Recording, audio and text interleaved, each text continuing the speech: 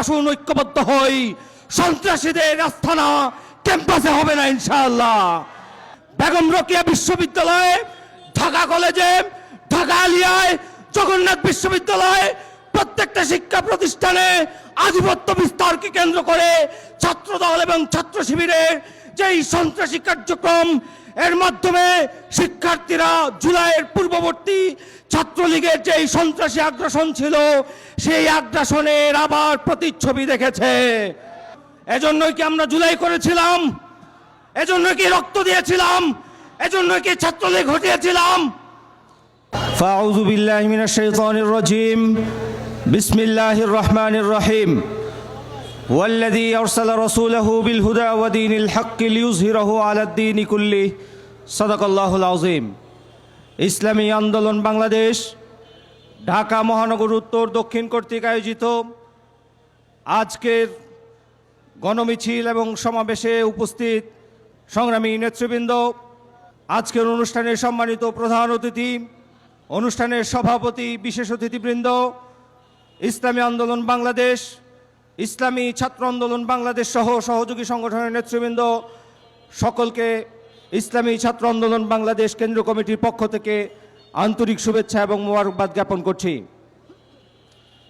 আজ আমরা এখানে দাঁড়িয়েছি কোনো স্মরণীয় দিনকে আবার পুনরায় স্মরণ করার জন্যই শুধুমাত্র নয়, আমরা এখানে দাঁড়িয়েছি আমাদের বিবেককে প্রশ্ন করতে। যেই 2 বছর পূর্বে জুলাই সংগ্রাম, জুলাই অভ্যুত্থান সংগঠিত হয়েছে, সেই জুলাই অভ্যুত্থানের জন্য রক্ত, আহতদের আর্তনাদ, মায়েদের চোখের পানি, মানুষের রাজপথে বুলেটের বিপক্ষে যে অবস্থান ছিল, যেই উত্তপ্ততার মধ্য দিয়ে জুলাই অভ্যুত্থান সংগঠিত হয়েছে, স্বৈরশাসকরা খুনিরা এদেশ থেকে পালিয়ে যেতে বাধ্য হয়েছে। জুলাই অভ্যুত্থানের পরবর্তী 2 বছর পেরিয়ে যাওয়ার পরেও আজ এই মঞ্চে দাঁড়িয়ে আমাদের সেই জুলাইয়ের কথা স্মরণ করতে হয়। যে লক্ষ্য, যে উদ্দেশ্য নিয়ে জুলাই বাস্তবায়ন হয়েছিল, সেই লক্ষ্য কি আজও অর্জিত হয়েছে? আজও কি শিক্ষা প্রতিষ্ঠানগুলো, সাধারণ শিক্ষার্থীরা সন্ত্রাসীদের আগ্রাসন থেকে মুক্তি পেয়েছে? আজও কি সাধারণ মানুষ চাঁদাবাজি, লুণ্ঠন, হত্যা, ধর্ষণ থেকে মুক্তি পেয়েছে?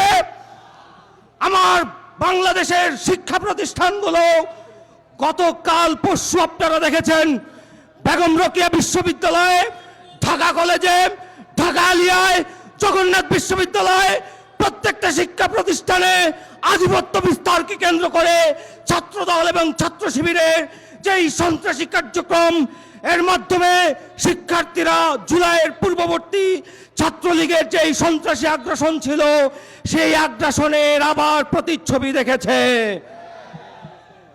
ভাই এবং বন্ধুগণ, এজন্যই কি আমরা জুলাই করেছিলাম? এজন্যই কি রক্ত দিয়েছিলাম? এজন্যই কি ছাত্রলীগ ঘটিয়েছিলাম? ছাত্রলীগ আবার নতুন করে ছাত্রদল এবং ছাত্র শিবির উভয় হওয়ার চেষ্টা করছে। আমরা সাধারণ শিক্ষার্থী সহ যারা বাংলাদেশের কল্যাণ চান, যারা জুলাইকে ধারণ করে শান্তিপূর্ণ ক্যাম্পাস চান, আমরা আপনাদের কাছে প্রত্যাশা করি, আসুন ঐক্যবদ্ধ হই, সন্ত্রাসীদের আস্তানা ক্যাম্পাসে হবে না ইনশাআল্লাহ।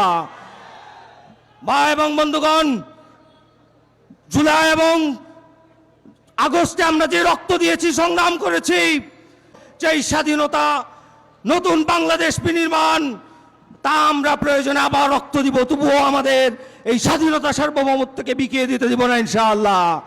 এজন্য আগামী দিনে বাংলাদেশে সকল অন্যায়, অবিচার, স্বৈরশাসন মুক্ত একটি নতুন বাংলাদেশ বিনির্মাণের জন্য, সুখী সমৃদ্ধশীল কল্যাণ রাষ্ট্র বিনির্মাণের জন্য ইসলামের ভিত্তিতে ঐক্যবদ্ধ হওয়া ছাড়া কোনো উপায় নাই। শরিয়ার আলোকে ইসলামের ভিত্তিতে নতুন বাংলাদেশ বিনির্মাণে আবারও লড়াই হবে, সংগ্রাম হবে। সেই লড়াই এবং সংগ্রামে সবাইকে ঐক্যবদ্ধ ভূমিকা পালন করার উদাত্ত আহ্বান জানিয়ে আমি আমার সংক্ষিপ্ত বক্তব্য শেষ করছি। নাসরুম মিনাল্লাহি ওয়া ফাতহুন করিব ওয়া বাশশিরিল মুমিনিন।